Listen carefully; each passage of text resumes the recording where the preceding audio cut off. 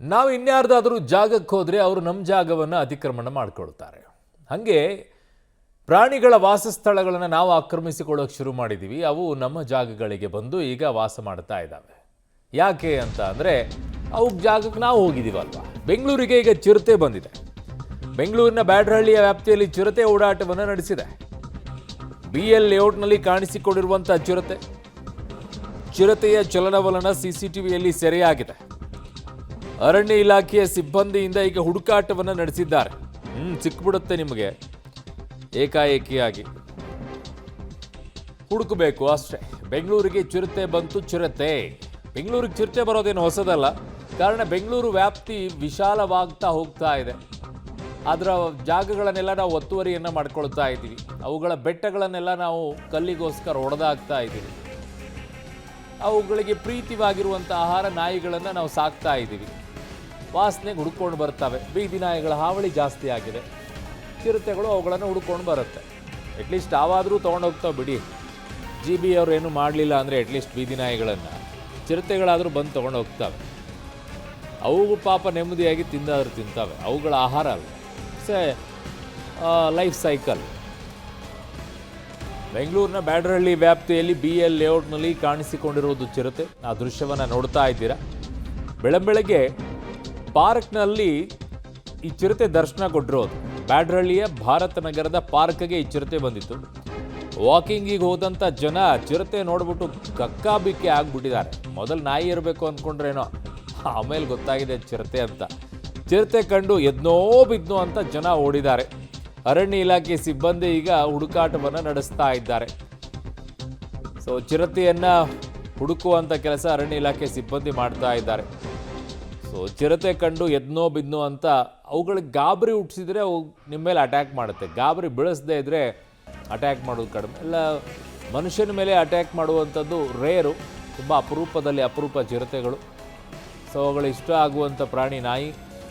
ಅವುಗಳ ಮೇಲೆ ಮನುಷ್ಯರ ಮೇಲೆ ಅಟ್ಯಾಕ್ ಮಾಡೋದೇ ಇಲ್ಲ ಅಂತೇನಲ್ಲ, ಬಟ್ ಅದು ಅತ್ಯಂತ ಅಂಜುಬುರುಕ ಮಾಂಸಾಹಾರಿ ಪ್ರಾಣಿಗಳಲ್ಲಿ ಚಿರತೆ ಕೂಡ ಒಂದು. ಬೇಗ ಭಯಪಟ್ಟು ಹೋಗ್ಬಿಡುತ್ತೆ ಅದು. ಬೆಂಗಳೂರಲ್ಲಿ ಮತ್ತೆ ಚಿರತೆ ಕಾಟ ಶುರುವಾಗಿದೆ.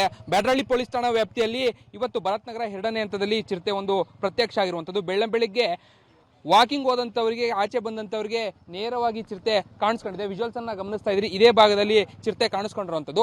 ಮೊದಲಿಗೆ ಈ ರಸ್ತೆಯಲ್ಲಿರುವಂಥ ಅಲ್ಲಿ ಗೋಡೆ, ಒಂದು ಬಿಳಿ ಗೋಡೆ ಏನು ಕಾಣ್ತಾ ಇದೆ, ಆ ಭಾಗದಲ್ಲಿ ಓಡಾಟವನ್ನು ಮಾಡಿದೆ. ಅಂದರೆ ಇಲ್ಲೊಂದು ಪಾರ್ಕ್ ಇದೆ. ಈ ಪಾರ್ಕ್ನಿಂದ ಮೊದಲಿಗೆ ರಸ್ತೆಯನ್ನು ಕ್ರಾಸ್ ಮಾಡಿದೆ. ರಸ್ತೆಯನ್ನು ಕ್ರಾಸ್ ಮಾಡಿ ಹೋಗುವಂಥ ಸಂದರ್ಭದಲ್ಲಿ ಇಲ್ಲಿದ್ದಂತಹ ಸ್ಥಳೀಯರು ಅದನ್ನು ಗಮನಿಸಿದರೆ, ಅದಾದಮೇಲೆ ವಾಪಸ್ ಅದು ಮತ್ತೆ ರಿಟರ್ನ್ ಆಗಿದೆ. ಅದನ್ನು ನೋಡಿದಂಥ ಸ್ಥಳೀಯರು ಗಾಬರಿಯಿಂದ ಓಡೋಗಿದ್ದಾರೆ. ಜೊತೆಗೆ ಅಧಿಕಾರಿಗಳಿಗೆ ಮಾಹಿತಿ ಕೊಡುವಂಥ ಕೆಲಸವನ್ನು ಕೂಡ ಮಾಡಲಾಗಿದೆ. ಸ್ಥಳಕ್ಕೆ ಈಗಾಗಲೇ ಅರಣ್ಯ ಇಲಾಖೆ ಅಧಿಕಾರಿಗಳು ಕೂಡ ಬಂದಿರುವಂಥದ್ದು. ಇನ್ನು ಚಿರತೆಯನ್ನು ಕಂಡಂಥ ಪ್ರತ್ಯಕ್ಷದರ್ಶಿಗಳು ಕೂಡ ನಮ್ಮೊಟ್ಟಿಗಿದ್ದಾರೆ, ಮಾತನಾಡಿಸ್ತಾನೆ. ಸರ್, ಬೆಳಿಗ್ಗೆ ಎಷ್ಟೊತ್ತಲ್ಲಿ ಏನಾಯಿತು? ಸರ್, ಸುಮಾರಿಗೆ 3:50. ಯಾಕೆಂದರೆ ನಾನು ಕೆಲಸಕ್ಕೆ ಹೋಗೋ ಟೈಮಿಂಗ್ಸ್ ಅದು. ನಾನು ಈ ಕಡೆಯಿಂದ ಬರೋದು, ಇದೇ ಭಾಗದಲ್ಲಿ ಡೈಲಿ ಓಡಾಡೋದ್ರಿಂದ ನಾನು ಮಾಮೂಲಿ ಟೈಮಿಗೆ ಬಂದೆ. 3:50, 1-2 ನಿಮಿಷ ಹೆಚ್ಚು ಕಮ್ಮಿ ಇರ್ಬೋದು. ಬಂದಾಗ ಈ ಫೆನ್ಸಿಂದ ಎಗರ್ತು. ನಾಯಿ ಏನಪ್ಪ ಇಷ್ಟು ಮೇಲಿಂದ ಎಗರುತ್ತಾ ಅಂತ ಒಂದು ಆಶ್ಚರ್ಯದಿಂದ ನೋಡೋ ಅಷ್ಟೊತ್ತಿಗೆ ರೋಡ್ ಮಧ್ಯಕ್ಕೆ ಬಂದೇ ಬಿಡ್ತು ಚಿರತೆ. ನನಗೆ ಅವಾಗ 100% ಕನ್ಫರ್ಮ್ ಆಯಿತು ಅದು ಚಿರತೆನೆ ಅಂತ. ಸರಿ, ಇದು ಎಲ್ಲಿಗೆ ಹೋಗುತ್ತೆ ನೋಡೋಣ ಅಷ್ಟೊತ್ತಿಗೆ ರಸ್ತೆ ದಾಟಿ ಆ ಕಡೆ ಬದಿಗೆ ಹೋಯ್ತದು. ಆ ಕಡೆಗೆ ಹೋಗಾದ್ಮೇಲೆ ಈ ಕಡೆ ನನ್ನನ್ನ, ಅಂದ್ರೆ ಈ ಕಡೆ ತಿರುಗ್ತು. ಅಂದ್ರೆ ಅದು ನನ್ನ ನೋಡ್ತಾ ಇದೆ ಅನ್ನೋ ಭಯದಲ್ಲಿ ನಾನು ವಾಪಸ್ಸು ರಿಟರ್ನ್ ಹೋದೆ. ಇಲ್ಲಿ ಮೂಲೆಗೆ ಬಂದಾದ್ಮೇಲೆ ಸರಿ, ನಾನು ಫಸ್ಟ್ ಫೋನ್ ಮಾಡಿದ್ದು ಪೊಲೀಸವ್ರಿಗೆ 112 ಕಾಲ್ ಮಾಡಿ ಕಂಟ್ರೋಲ್ ರೂಮಿಗೆ ಇನ್ಫಾರ್ಮ್ ಮಾಡಿದೆ. ಅವ್ರು ಒಂದು 5-8 ನಿಮಿಷದಲ್ಲಿ ಬರ್ತೀವಿ ಅಂತಂದ್ರು. ಬಂದರು. ಅವರಿಗೆ ಲೊಕೇಶನ್ ತೋರಿಸಿ ಯಾವ ಕಡೆಯಿಂದ ಯಾವ ಕಡೆಗೆ ಹೋಯ್ತು ಎಲ್ಲ ಮಾಹಿತಿ ಕೊಟ್ಟೆ. ಫಸ್ಟು ಈ ರೋಡ್ ದಾಟು ಆದ್ಮೇಲೆ ಮತ್ತೆ ವಾಪಸ್ ರೋಡ್ ಕ್ರಾಸ್ ಮಾಡಿ ಹಿಂದೆನೇ ಹೋಯ್ತಾ, ಹೇಗೆ ಆಗಿದೆ ಅದು ಗೊತ್ತಿರಲಿಲ್ಲ, ನಾನು ನೋಡಿರಲಿಲ್ಲ. ಆದರೆ ಮೊದಲನೇದು ಡೈರೆಕ್ಟಾಗಿ ನೋಡಿದ್ದು ಒಂದು ಸೈಡ್ ಮಾತ್ರ ನಾನು ನೋಡಿದ್ದೆ. ಅದು ನೋಡಾದ್ಮೇಲೆ ನಾನು ಕಂಟ್ರೋಲ್ ರೂಮಿಗೆ ಫೋನ್ ಮಾಡಿದೆ. ಬಂದರು, ಅವ್ರಿಗೆಲ್ಲ ಇನ್ಫಾರ್ಮ್ ಮಾಡಿದೆ. ಆಮೇಲೆ ಒಂದು 20 ನಿಮಿಷದಲ್ಲಿ ತಿರ್ಗಿ ಇನ್ಸ್ಪೆಕ್ಟರ್ ಬಂದರು. ಅವ್ರಿಗೂ ಎಲ್ಲ ಮಾಹಿತಿ ಕೊಟ್ಟೆ. ಅವ್ರು ಹೇಳಿದ್ದು, ಈಗ ಕತ್ಲೆ ಇರೋ ಟೈಮಲ್ಲಿ ನೋಡಿರೋದ್ರಿಂದ ಒಬ್ಬರೇ ನೋಡಿರೋದು. ಬೇರೆ ಇನ್ಯಾರಾದರೂ ನೋಡಿರಬೇಕು ಇಲ್ಲ ಅಂತಂದರೆ ಕ್ಯಾಮ್ರಾ ಪ್ರೂಫ್ ಏನಾದರೂ ಇದ್ದರೆ ನಾವು ಅರಣ್ಯ ಇಲಾಖೆಗೆ ಇಮಿಡಿಯೇಟಾಗಿ ಮಾಹಿತಿ ಕೊಡ್ಬೋದು ಅಂತಂದರು. ಯಾಕೆಂದರೆ ಸಮಯ ಅವಾಗಿನ್ನ 4 ಕಾಲ ಆಗಿರೋದ್ರಿಂದ ಯಾರೂ ಎದ್ದಿರಲ್ಲ. CC ಕ್ಯಾಮ್ರಾದಲ್ಲಿ ವಿಜುವಲ್ಸ್ ಅನ್ನ ನೋಡಿದ ಮೇಲೆ ಅದು ಕನ್ಫರ್ಮ್ ಆಯ್ತು ಅಲ್ಲಿಗೆ ಆಯ್ತು ಇರ್ತೇನೆ ಅಂತ.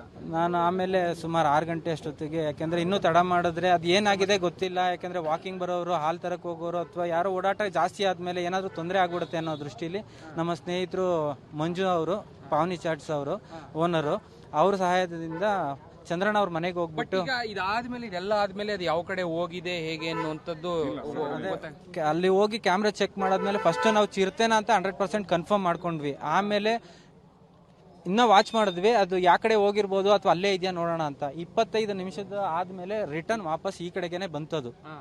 ಹಂಗಾಗಿ ಇಲ್ಲಿಂದ ಯಾವ ಕಡೆ ಮೂವ್ ಆಗಿದೆ ಅನ್ನೋಂಥದ್ದು ಮಾಹಿತಿಗಳು ಒಳಗಡೆನೆ ನಮ್ಗೆ ಯಾಕೆಂತಂದ್ರೆ ಒಳಗಡೆನೆ ಇರುತ್ತೆ. ಯಾಕೆಂದ್ರೆ ಮುಂಚೆ ಇಲ್ಲಿ ಓಡಾಟ ಯಾವಾಗಾದ್ರೂ ನೋಡಿದ್ರ? ತುಂಬಾ ಒಂದು 8 ವರ್ಷ ಮುಂಚೆ ನೋಡಿಲ್ಲ ಕಣ್ಣಾರೆ.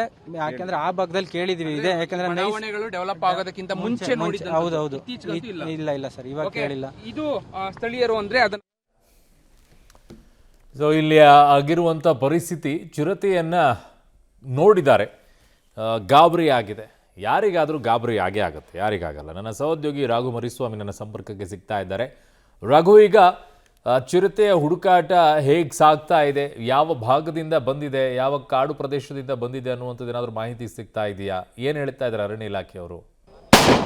ಅರುಣ, ಸದ್ಯ ಈಗಾಗಲೇ ಕಾರ್ಯಾಚರಣೆ ನಡೀತಾ ಇದೆ. ಕಾರ್ಯಾಚರಣೆ ಈಗಷ್ಟೇ ಆರಂಭ ಆಗಿದೆ. ಅಂದರೆ ಪಟಾಕಿಗಳನ್ನು ಹೊಡೆದು ಅದನ್ನ ಎಲ್ಲಾದರೂ ಇದ್ರೆ ಈ ಕಡೆ ಇದ್ರೆ ಆ ಕಡೆ ಇದ್ರೆ ಚದುರಿಸುವಂಥ ಕೆಲಸಗಳನ್ನು ಮಾಡಿ ಅದನ್ನ ಪತ್ತೆ ಹಚ್ಚುವಂಥ ಕೆಲಸವನ್ನು ಮಾಡುವಂಥದ್ದು ಆಗ್ತಾ ಇದೆ. ವಿಜುವಲ್ಸ್ ಅನ್ನ ಗಮನಿಸ್ತಾ ಇದ್ದೀರಿ. ಈಗಾಗಲೇ ಅರಣ್ಯ ಇಲಾಖೆ ಸಿಬ್ಬಂದಿಗಳು ಸ್ಥಳಕ್ಕೆ ಬಂದಿರುವಂಥದ್ದು ಕಾರ್ಯಾಚರಣೆಯನ್ನು ಮಾಡ್ತಾ ಇದ್ದಾರೆ. ಇದು ಸುಮಾರು ಒಂದು 3.5-4 ಎಕರೆಯಷ್ಟು ಭಾಗ ಇರುವಂತಹ ಪಾರ್ಕ್ ಇತ್ತು. ಈ ಹಿಂದೆ ಇದನ್ನ ಬಳಕೆಯನ್ನ ಮಾಡ್ತಾ ಇದ್ರು. ಆದ್ರೆ ಈಗ ಏಕೈಕ ಇದನ್ನ ಬಳಕೆಯನ್ನ ಮಾಡೋದನ್ನ ನಿಲ್ಸಿದ ಮೇಲೆ ನಿರ್ವಹಣೆಯನ್ನ ಕೂಡ ಮಾಡಿಲ್ಲ. ಸೊ ಆ ಕಾರಣಕ್ಕಾಗಿ ಇಲ್ಲಿ ಬಹಳ ದೊಡ್ಡ ಪ್ರಮಾಣದಲ್ಲಿ ಬೇಲಿಗಳೆಲ್ಲವೂ ಕೂಡ ಬೆಳೆದುಕೊಂಡಿದೆ. ಸೊ ಹಾಗಾಗಿ ಇಲ್ಲಿ ಯಾವುದೇ ರೀತಿಯಾದಂತಹ ಪ್ರಾಣಿಗಳ ಓಡಾಟ ಇದ್ರೂ ಕೂಡ ಸರಿಯಾಗಿ ಗಮನಕ್ಕೆ ಬರ್ತಾ ಇರಲಿಲ್ಲ. ಇದೇ ಯಾವುದು ಕಾಡಿನ ಪ್ರದೇಶ ಅಲ್ಲ. ಬಲಭಾಗದಲ್ಲಿ ನೀವು ವಿಜುವಲ್ಸ್ ಅನ್ನ ಗಮನಿಸ್ತಾ ಇರಬಹುದು. ಇಲ್ಲಿ ರೆಸಿಡೆನ್ಷಿಯಲ್ ಏರಿಯಾಗಳು ಕೂಡ ಇದೆ, ಸಾಕಷ್ಟು ಸಂಖ್ಯೆಯಲ್ಲಿ ಮನೆಗಳಿದ್ದಾವೆ. ಈ ಭಾಗದಲ್ಲಿ ಸಾಕಷ್ಟು ಸಂಖ್ಯೆಯಲ್ಲಿ ಜನ ವಸತಿ ಪ್ರದೇಶವೂ ಕೂಡ ಹೌದು. ಬಟ್ 8 ವರ್ಷಗಳ ಹಿಂದೆ ಇಲ್ಲಿನ ಸ್ಥಳೀಯರು ಹೇಳುವಂತ ಪ್ರಕಾರ ಆಗ ಇನ್ನೂ ಕೂಡ ಬೆಳವಣಿಗೆ ಆಗಿರಲಿಲ್ಲ ಪ್ರದೇಶಗಳು. ಸೊ ಹಾಗಾಗಿ ಆ ಭಾಗ ಅಂತಹ ಸಂದರ್ಭದಲ್ಲಿ ಕಾಣ ಸಿಗ್ತಾ ಇದ್ವು. ಬಟ್ ಇತ್ತೀಚಿನ ದಿನಗಳಲ್ಲಿ ಯಾವಾಗಲೂ ಕೂಡ ಈ ಭಾಗದಲ್ಲಿ ಸದ್ಯ ಕಾಣಿಸಿರ್ಲಿಲ್ಲ ಚಿರತೆ ಇತರ ಯಾವುದೇ ಪ್ರಾಣಿಗಳು. ಬಟ್ ಆದ್ರೆ ಈಗ ಇದು ಕಾಣಿಸ್ತಾ ಇರುವಂತದ್ದು ಅನ್ನುವಂಥದ್ದು ಇಲ್ಲಿನ ಸ್ಥಳೀಯರು ಹೇಳುವಂಥದ್ದು. ಸೊ ಈಗಾಗಲೇ ಯಾವಾಗ ಬೆಳಗ್ಗೆ 3:50 ಸುಮಾರಿಗೆ ಚಿರತೆ ಕಾಣಿಸ್ಕೊಂಡಿದೆ, ಅದಾಗ್ತಾ ಇದ್ದಾಗೇನೆ ಕೂಡಲೇ ಸ್ಥಳಕ್ಕೆ ಈಗಾಗಲೇ ಅರಣ್ಯ ಇಲಾಖೆ ಅಧಿಕಾರಿಗಳು ಬಂದಿರುವಂಥದ್ದು ಕಾರ್ಯಾಚರಣೆಯನ್ನ ನಡೆಸ್ತಾ ಇದ್ದಾರೆ. ಈ ಭಾಗದಲ್ಲಿ ಏನಾದರೂ ಇದೆಯಾ ಅನ್ನುವಂಥದ್ದನ್ನ ಮೊದಲಿಗೆ ಕನ್ಫರ್ಮ್ ಮಾಡ್ಕೊಳ್ಳುವಂಥ ಕೆಲಸಗಳನ್ನ ಮಾಡ್ತಾ ಇದ್ದಾರೆ. ಈಗಾಗಲೇ ಇದರ ಹಿಂಭಾಗದಲ್ಲಿ ಕೂಡ ಒಂದಷ್ಟು ಅಲ್ಲಿ ಪಟಾಕಿಯನ್ನು ಹೊಡೆದು ಅಲ್ಲಿ ಇದೆಯಾ ಅನ್ನುವಂಥದ್ದನ್ನ ಕನ್ಫರ್ಮ್ ಮಾಡ್ಕೊಳ್ಳುವಂಥ ಕೆಲಸಗಳನ್ನ ಮಾಡಿದ್ರು. ಬಟ್ ಅಲ್ಲಿ ಯಾವುದೇ ರೀತಿಯಾದಂತಹ ಕುರುಹು ಇರ್ಬೋದು ಅಥವಾ ಅದ್ರ ಓಡಾಟಕ್ಕೆ ಸಂಬಂಧಪಟ್ಟಂತೆ ಯಾವುದೇ ರೀತಿಯಾದಂತಹ ಮಾಹಿತಿಗಳು ಇರಲಿಲ್ಲ. ಸೊ ಹಾಗಾಗಿ ಈಗ ಈ ಭಾಗದಲ್ಲಿ ಬೆಳಿಗ್ಗೆ ಕಾಣಿಸ್ಕೊಂಡಿರುವಂಥ ಕಾರಣಕ್ಕಾಗಿ ಮತ್ತೆ ಇಲ್ಲಿ ಇನ್ನೊಂದು ಕಾರ್ಯಾಚರಣೆಯನ್ನ ಮಾಡೋದಕ್ಕೆ ಮುಂದಾಗ್ತಾ ಇದ್ದಾರೆ. ಆರಂಭದಲ್ಲಿ ಬೇಕಾದಂತಹ ಸಿದ್ಧತೆಗಳನ್ನ ಮಾಡಿಕೊಂಡು ಆ ಮೂಲಕ ಮತ್ತೆ ಒಳಭಾಗಕ್ಕೆ ಹೋಗುವಂಥ ಕೆಲಸಗಳಾಗುತ್ತೆ. ಇದೆಲ್ಲವೂ ಆದ ಮೇಲೆ ಹಂತವಾಗಿ ಒಂದಷ್ಟು ಡಿವೈಡ್ ಅನ್ನ ಮಾಡಿಕೊಂಡು ಕೆಲಸವನ್ನ ಮಾಡುವಂತ, ಅಂದ್ರೆ ಅದರ ಹುಡುಕಾಟವನ್ನು ಮಾಡುವಂತ ಕೆಲಸಗಳನ್ನ ಮಾಡಲಾಗುತ್ತೆ. ಸದ್ಯ ಈಗಷ್ಟೇ ಕಾರ್ಯಾಚರಣೆ ಆರಂಭ ಆಗಿದೆ.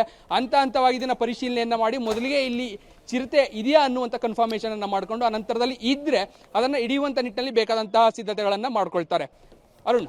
ಓಕೆ ರಘು, ನಿಮ್ಮೆಲ್ಲ ಮಾಹಿತಿಗೆ ಧನ್ಯವಾದಗಳು. ಸೊ ಚಿರತೆ ಯಾಕೆ ಬರ್ತಾ ಇದೆ? ಮೊದಲು ಸುತ್ತಮುತ್ತಲ ಬೆಟ್ಟಗಳಲ್ಲಿ ಸ್ಫೋಟ ಮಾಡಿಸೋದನ್ನು ನಿಲ್ಲಿಸಿ, ಅವುಗಳ ವಾಸಸ್ಥಾನಗಳವೆಲ್ಲ ಅವುಗಳನ್ನೆಲ್ಲ ಒಡೆದು ಹಾಕ್ತಾ ಇದ್ದೀರಾ, ಇನ್ನೆಲ್ಲ ಹೋಗ್ಬೇಕು ಅವರು? ಆಮೇಲೆ ಪ್ರಾಣಿ ಪ್ರಿಯ, ಅವುಗಳ ರಕ್ಷಣೆ ಮಾಡಬೇಕು ಅಂತೆಲ್ಲ ಸುಮ್ಮನೆ ಅದಕ್ಕೊಂದಿಷ್ಟು ದುಡ್ಡು ಖರ್ಚು ಮಾಡ್ತೀರಾ, ಮಾಡೋ ಕೆಲಸಗಳನ್ನೆಲ್ಲ ಮಾಡ್ತೀರಾ, ಅವುಗಳ ಜೀವನಕ್ಕೆ ಎಲ್ಲಿರಬೇಕೋ ಬದುಕಕ್ಕೆ ಬಿಡೋದಿಲ್ಲ.